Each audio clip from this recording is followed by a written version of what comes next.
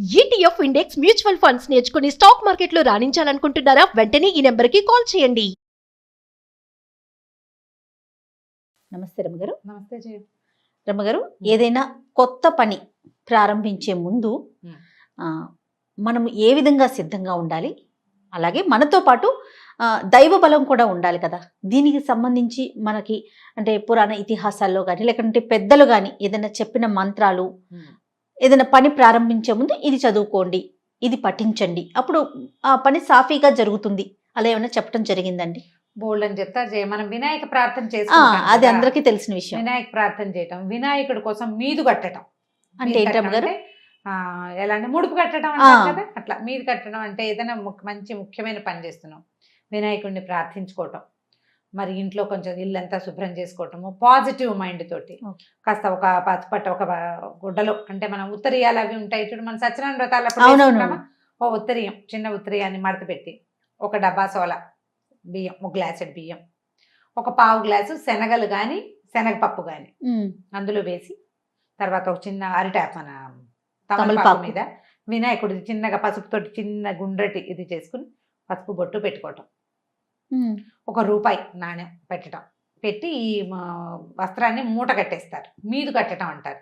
ఇవి సాధారణంగా ఎప్పుడు చేస్తాము? గృహప్రవేశాలకి, వాటికి పెళ్ళిళ్ళప్పుడు ముహూర్తం పెడతాం, పనులు ప్రారంభించడం కోసం చేస్తాం చూడు, అప్పుడు ఇలా వినాయకుడికి మీదు కట్టడం అనేది పాతకాలపు పద్ధతి.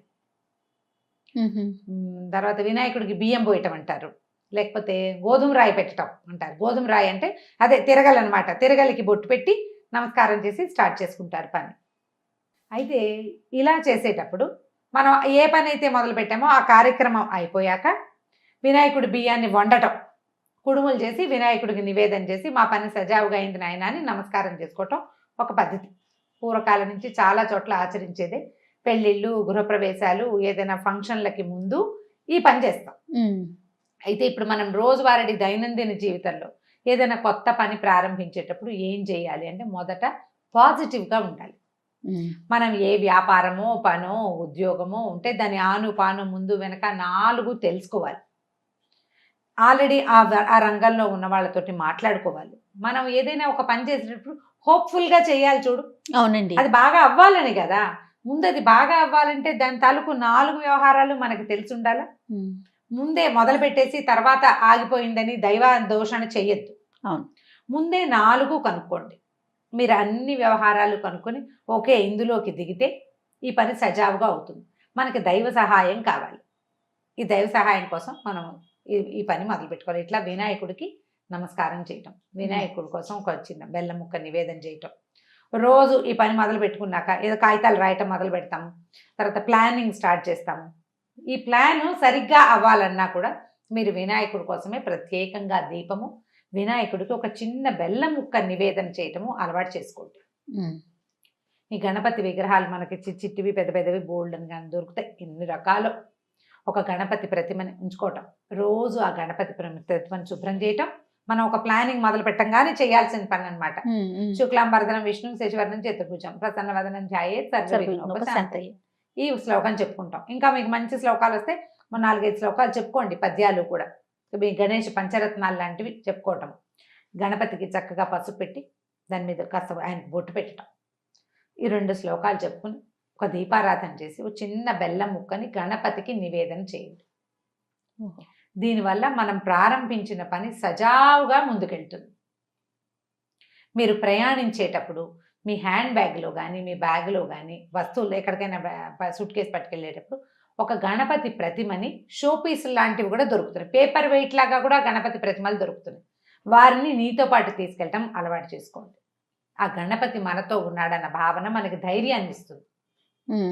ఇలా షోపీస్గా మనతో పట్టుకెళ్తున్నటువంటి గణపతికి మనం పూజా విధానము అవి చేయము, కానీ ఆ స్వరూపం మనకి కనపడుతూ ఉంటుంది. మనం వర్క్ చేసే టేబుల్ ఎదురుగుండా గణపతిని ఉంచుకోండి. అనుకున్న పని సజావుగా, ఒకవేళ ఏదైనా సమస్య వస్తే ఈ గణపతి నీకు తోడుంటాడు. సమస్య కనుక వస్తే రాలేదు, నువ్వు ముందుకెళ్తున్నావు, ఒక్కో అడుగు బేబీ స్టెప్స్ వేసినావు, నీకు తోడుంటాడు, నీతో పాటు నడుస్తాడు గణపతి. ఇట్లా గణపతికి మన జీవితంలో భాగస్వామ్యం ఇవ్వండి. గణపతిని మన పెద్దన్నయ్య అనుకోండి. దీంతో పాటు మనం ఏం చేయాలంటే గణపతిని మనం పెద్దన్నయ్య అనుకున్నాం అంటే ఫ్యామిలీ అనుకోమని చెప్తున్నాం కదా. అవునవును. ఫ్యామిలీని మీతో ఉంచుకునే ప్రయత్నం చేయండి. కుటుంబంలో ఎవరైనా వ్యతిరేకించే వ్యవహారాల్లోకి దిగద్దు. ఇది ప్రధానం అసలు. వాళ్ళని మనతో ఉంచుకుంటే నీకు ఏ సమస్య వచ్చినా నువ్వు 4 అడుగులు ముందుకేసినా కుటుంబం నీకు ఎప్పుడు నీతో పాటు ఉంటుంది గణపతి ఉన్నట్టే. అంతే. కాబట్టి ఫ్యామిలీని వ్యతిరేకించి వాళ్ళు వద్దంటూ ఉంటే చెయ్యొద్దు. ఏది కూడా వ్యాపారం కానీ, విద్య కానీ, పరిశ్రమలు పెట్టడం కానీ, వివాహం చేసుకోవటం కానీ ఒప్పించి చేసుకోండి. ఏమైనా సరే, ఏ పనైనా అది నీకు సజావుగా ముందుకెళ్తుంది. నాకు నచ్చింది చేసేస్తాను కాదు, నువ్వు ఎందుకు చేస్తున్నావో జస్టిఫై చేసి చెప్పగలగాలి. అప్పుడు ఏమవుతుంది, అవతల పని మీద నీకు పూర్తి అవగాహన ఉన్నట్టు. అవును. అది సజావుగా వెళ్తుంది. ఈ గణపతి ప్రార్థనని అలవాటు చేసుకోండి. విద్యార్థులకి, పిల్లలకి చిన్నప్పటి నుంచి కనుక నేర్పిస్తే పెద్దయ్యాక కూడా ఇప్పుడు దీన్ని దైవ సహాయంగానే భావించద్దు. ఆర్థడాక్స్ థింగ్సో, ఇవి పాతకాలపు భావాలు, మూఢాచారాలు, భగవంతుడి మీదే డిపెండెన్సీయో కాదు. భగవంతుడిని మనతో పాటు ఉంచుకోవడం అదొక నమ్మకం కదండి. అంతే, ఒక పాజిటివ్ ఎనర్జీ. దాన్ని మనతో పాటు ఉంచుకోండి. గణపతి ప్రార్థన బాగా రెగ్యులర్గా చేసే అలవాటు ఉంచుకోండి. విద్యార్థులతో పాటు వాళ్ళ టేబుల్ మీద గణపతి ఉండాలి. ఎక్కడికైనా ప్రయాణిస్తుంటే ఒక చిన్న గణపతి విగ్రహం వాళ్ళతో పాటు వెళ్ళాలి. తర్వాత ఇంకా వాళ్ళ భక్తి రకరకాల దారులకు వెళ్ళింది అనుకోండి, ఎవరిని మీద భక్తి ఉంటుందో వాళ్ళని వాళ్ళు తీసుకెళ్తారు. పెరిగి పెద్దయ్యాక. చిన్నతనం కనుక మనం ఇట్లా అలవాటు చేస్తే ఆ తోడుగా ఉండటం, ఎవరో ఒకళ్ళతోటి అట్లా ఉండటం, దానివల్ల ఏమవుతుందంటే తమకి గణపతి నిలబడ్డట్టుగానే వీళ్ళు ఇంకొకళ్ళకి ఆలంబనగా నిలబడ్డం వస్తుంది. అవునవును. తర్వాత రమ్మగారు, తప్పు చేస్తే ఏదన్నా తెలిసి తెలియక చేసినా అమ్మో దేవుడున్నాడు శిక్షిస్తాడేమో అనే ఒక భయం కూడా చిన్నప్పటి నుంచి అలవరుతుందండి. దీనికి చిన్న కరెక్షన్ చెప్తాను. చెప్పండి. ఈయనకి నచ్చదేమో అని అనిపించాలి మనకి. దేవుడికి నచ్చదు, అమ్మో నేను ఇలా చేయకూడదు, దేవుడు మెచ్చని పని అని అనిపించాలి. దేవుడు శిక్షించి నిన్ను పడేయడు, పాడు చేయడు, కానీ చూస్తాడు. అది కరెక్ట్ అండి, మీరు చెప్పింది కరెక్ట్. మనం భగవంతుడు మనల్ని చూస్తున్నాడు, అతను మనతో పాటు ఉన్నాడు, ఆయన మెచ్చే పని చేయాలి కానీ నచ్చనిది చేయకూడదు అనే ప్రాక్టీస్ మన బ్రెయిన్కి మనం అలవాటు చేసేసేయాలి. పిల్లలకి నేర్పిస్తే క్రమంగా వాళ్ళు అది అలవాటులో ఉంటారు. భగవంతుడు చెప్పుకోవటం, చేసిన పొరపాటు దాన్ని సరిదిద్దుకోవటం, మళ్ళీ చేయకపోవటం, అవన్నీ కూడా ప్రాక్టీస్ అవుతాయి.